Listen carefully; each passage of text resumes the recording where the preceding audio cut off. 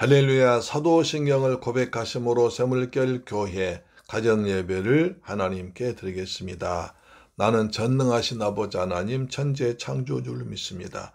나는 그의 유일하신 아들 우리 주 예수 그리스도를 믿습니다. 그는 성령으로 잉태되어 동정녀 마리아에게서 나시고 본디오 빌라도에게 고난을 받아 십자가에 못 박혀 죽으시고 장사된 지 사흘 만에 죽은 자 가운데서 다시 살아나셨으며 하늘에 오르시어 전능하신 아버지 하나님 우편에 앉아 계시다가 거기로부터 살아있는 자와 죽은 자를 심판하러 오십니다. 나는 성령을 믿으며 거룩한 공교회와 성도의 교제와 죄를 용서받는 것과 몸의 부활과 영생을 믿습니다. 아멘. 찬송가 569장입니다. 선한 목자 되신 우리 주, 선한 목자 되신 우리 주 항상 인도하시고 푸른 풀밭 좋은 곳에서 우리 먹여주소서. 선한 목자 구세주여 항상 인도하소서. 선한 목자 구세주여 항상 인도하소서. 양의 문이 되신 예수여 우리 영접하시고 길을 잃은 양의 무리를 항상 인도하소서. 선한 목자 구세주여 기도 들어주소서. 선한 목자 구세주여 기도 들어주소서. 흠이 많고 약한 우리를 용납하여 주시고 주의 크신 은혜로 자유 얻게 하소서. 선한 목자 구세주여 지금 나아갑니다. 선한 목자 구세주여 지금 나아갑니다. 일찍 주의 뜻을 따라서 살아가게 하시고 주의 크신 사랑 베푸사 따라가게 하소서. 선한 목자 구세주여 항상 인도하소서. 선한 목자 구세주여 지금 나아갑니다. 일찍 주의 뜻을 따라서 살아가게 하시고 주의 크신 사랑 베푸사 따라가게 하소서. 선한 목자 구세주여 항상 인도하소서. 선한 목자 구세주여 항상 인도하소서.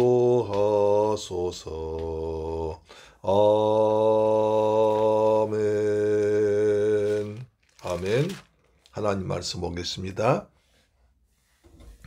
디모데전서 5장 1절로 7절까지 말씀 보겠습니다. 시작. 늙은이를 꾸짖지 말고 권하되 아버지에게 하듯하며 젊은이에게는 형제에게 하듯하고 늙은 여자에게는 어머니에게 하듯하며 젊은 여자에게는 온전히 깨끗함으로 자매에게 하듯하라. 참 과부는 과부를 존대하라. 만일 어떤 과부에게 자녀나 손자들이 있거든 그들로 먼저 자기 집에서 효를 행하여 부모에게 보답하기를 배우게 하라. 이것이 하나님 앞에서 받으실 만한 것이니라. 참 과부로서 외로운 자는 하나님께 소망을 두어 주야로 항상 간구와 기도를 하거니와 향락을 좋아하는 자는 살았으나 죽었느니라. 내가 이것을 명하여 그들로 책망받을 것이 없게 하라. 할렐루야. 사랑하는 샘물교회 가족 여러분, 오늘도 주님의 은혜 가운데서 평안하게 지내시죠. 하나님께서 주신 은혜와 평안이 우리 모두에게 풍성하기를 주님의 이름으로 축복합니다. 이 사진은 아주 멋있는 사진이죠. 얼마 전에, 며칠 전에 중국 그 유명한 장가게란 곳을 갔다 오신 분에게 제가 부탁했습니다. 가시면 좋은 경치 사진만 좀 보여달라고, 사람 빼고 좋은 경치만 찍으셔서 보여달라고 그랬더니 저한테 많이 왔습니다. 한 50장 온 것 같아요. 중간중간에 한번 장가게, 중국에서 가장 아름답다는 장가게, 가끔 TV에 나오죠. 그 장가게의 사진을 한번 보내겠습니다. 이것은 그 폭포가, 조그만 폭포 보이죠. 좌측에 그 폭포와 산과 어우러진 그야말로 귀한 궤석입니다. 자, 5장 1절을 보니까 하나님께 또 이제 바울에게 성도를 어떻게 대할 것인가, 지금까지 목회자 할 일, 목회자 어떻게 할 것인가를 말했다면 이제 성도들 어떻게 대할 것인가를 말해주고 있어요. 아주 자세하게 말해주죠. 성도 어떻게 할 것인가. 맨 먼저 늙은이를 꾸짖지 말아라. 여기서 늙은이에 해당된 말은 교회의 직책을 나타낸 장로로 표시될 수 있었고요. 여기서는 문자적인 의미는 그야말로 노인은 나이 드신 분을 말하고 있습니다. 꾸짖다 헬라어는 에피클라테스인데 본래 주먹으로 치다는 뜻입니다. 여기서는 말로써 때리다는 뜻으로 공격적인 심한 질책. 그러니까 나이 들었어도 잘못하시고, 그 다음에 죄를 짓고, 그 다음에 성도로 해야 할 일 하지 않고, 그 다음에 한다면 꾸짖으라고. 다시 말해서 비록 연소하였으나 한 교회의 목회자로서 때에 따라서는 자신보다 훨씬 나이 많은 연장자라 할지라도 그들의 잘못을 지적하고 고쳐줘야 한다는 것입니다. 물론 그런다고 해서 함부로 하는 것이 아니라 온유한 태도로 사랑의 마음을 담아서 해야겠죠. 권하되 꾸짖지 말고, 함부로 어르신은 잘못한다고 해서 방치하지 말고 나무라시는데 너무 심하게 하지 말아라. 왜냐하면 나이 들면 노염타기가 쉽거든요. 나이 들면 네가 나를 그래 하면서 노염타기가 쉽기 때문에 노염 타지 않도록. 노염 타면 괜히 또 안 하니만 못하잖아요. 시험 들면 어떻게 합니까? 그래서 함부로 꾸짖지 말고, 함부로 명령하듯이, 아랫사람이 하듯이 하지 말고 권하라는 것입니다. 온유하게, 겸손하게, 그리고 그런 뜻입니다. 그리고 또 때론 위로하고 충고하는 뜻입니다. 그러니까 자신에게 가까이 가서 위로하는 따뜻한 권면. 그 성도들이 늙은 나이 드신 분이 잘못됐다고 해서 함부로 그냥 말하지 말고, 그런다고 해서 못 본 체 하지는 말고, 꾸짖지 말고 권하되 뭡니까? 어떻게 하라고 하세요? 아버지에게 하듯 하라. 자기 아버님에게 하듯 하라. 아버님들 도니까 아버님에게 꾸짖지 말고 권하게 사랑을 마음 주고 예수의 마음을 가지고 하랍니다. 그렇습니다. 연장자를 댈 때는 모든 여유와 겸손함을 갖추고 신중해야 됩니다. 인간적인 여의나 범전, 종교나 시대 공간을 막론하고 어디서나 지켜져야 할 영원한 규범이며, 특별히 노인을 존대한 대한 부모의 효와 마찬가지로 기독교 기본적인 유래가 되는 것입니다. 노인을 공경하라는 것입니다. 레위기 19장 32절 보시면 나와 있죠. 구약성 레위기 19장 32절 보시면 이렇게 말하고 나옵니다. 레위기 19장 32절에 보면, 너는 센 머리 앞에서 일어나고 노인의 얼굴을 공경하며 내 하나님을 경외하라. 나는 여호와니라. 센 머리 하얗신 분들 앞에서 일어서고 노인의 얼굴을 공경하라. 공손하게 경외하는 마음으로 하라. 그래서 노인에게는 공경하고 하나님을 경외하라. 이렇게 말하고 있습니다. 그러니까 노인 하나님을 같이 언급합니다. 하나님을 경외하듯이 노인들을 공경해라. 그렇죠? 그렇지만 잘못하셨을 때는 못 치 하지 말고 아주 온순하게, 겸손하게 권면하라고 그랬습니다. 그 다음에 젊은에겐 형제에게 하듯 하라. 또 젊은에겐 네 형제, 자매, 형제처럼, 형제간처럼 그렇습니다. 형제죠. 우리는 예수 안에서 한 피바다, 한 몸이는 하나님을 아버지라고 모시고 그다음 예수의 피로 같이 구원받았으니까 그렇게 하라는 것입니다. 늙은 여자에게는 어머니에게 하듯 하라. 나이 대신 할머니들에게는 어머니에게 하듯 하라. 그 다음에 젊은 여자에게는 온전히 깨끗함으로 자매에게 하듯 하라. 젊은 여자에게는 온전하게 깨끗하게 거룩하게 이 누나나 여동생 대하듯 하라. 깨끗하게 하라. 다시 말해서 다른만 품지 말라는 거예요. 다른만 품지 말고 정욕적인 생각하지 말고 그렇게 하는 것입니다. 그 다음에 참 과부인 과부를 존대하라. 이게 중요한 얘기죠. 참 과부인 과부를 존대하라. 여기서 참 과부란 말은 실제 진실로란 과부란 말입니다. 다시 말해서 남편이 없을 뿐만 아니라 아무도 돌봐줄 사람이 없는 과부. 남편도 없고 자식도 없는 과부를 참 과부라고 그랬습니다. 그 당시에는 남편과 사별한 여인들과 더불어서 일부 다체제 성향으로 인해 남편에게 버려져 혼자 된 여인도 많았습니다. 그 당시엔 일부 다체제, 그러니까 한 사람이 여러 명의 부인을 둘 수 있었습니다. 그런데 남편이 바람이 나가지고 또는 뭐 돈이 많고 권리가 많으니까 여러 여자를 거느리게 되고 그러다 보니까 나이 든 여자는 젊어서 준 나이는 버림받고 아주 홀대당하고 무시당하고 어렵게 산 사람 많았습니다. 그래서 나이 드신 여성 중에 남편이 죽고 자식도 없는 사람, 그다음 남편은 있고 자식도 있는데도 불구하고 이제 남편으로부터 버림받아서 여러 명의 젊은 여자들 두고 여러 명의 부인을 거느린 남자들로부터 버림받아서 정말 외롭고 서럽게 살아온 사람들, 그럴지라도 그분들 존경해라, 존대하다, 따뜻하게 존경하면서 대우이라고 특별히 부탁하고 있습니다. 예수님 구약 성경에서는 과부를 억울하게 하지 말라고 했습니다. 특별히 하나님은 그들의 보호자라고 했습니다. 이사야 1장 17절 보시면 이렇게 나오죠. 이사야 1장 17절에 보시면 17절에 선행을 배우며 정의를 구하며 학대받은 자를 도와주며 고아를 위하여 신원하며 과부를 위하여 변호하라. 억울한 과부들에게 선지자가 일어나서 변호해줘라. 그들의 아픔을 얘기해줘라. 그들이 싸울 때 네가 가서 그들을 위해서 얘기해줘라 라고 말하고 있습니다.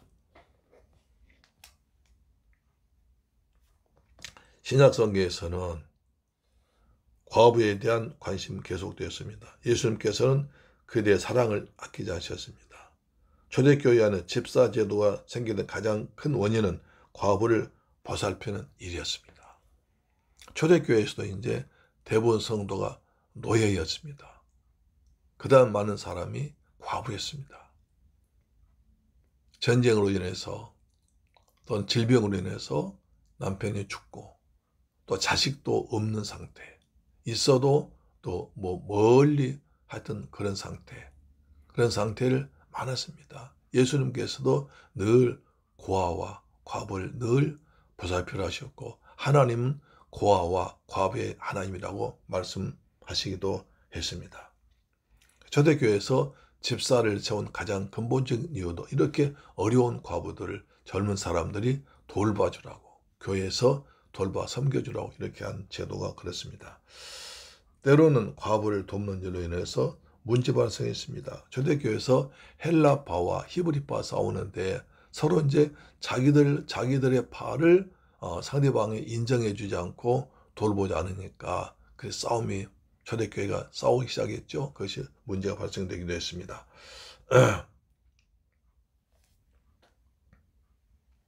존대하라, 존경하라는 의미로 존경하면서도 아주 따뜻하게 대해주라고 말하고 있습니다. 자, 그 다음에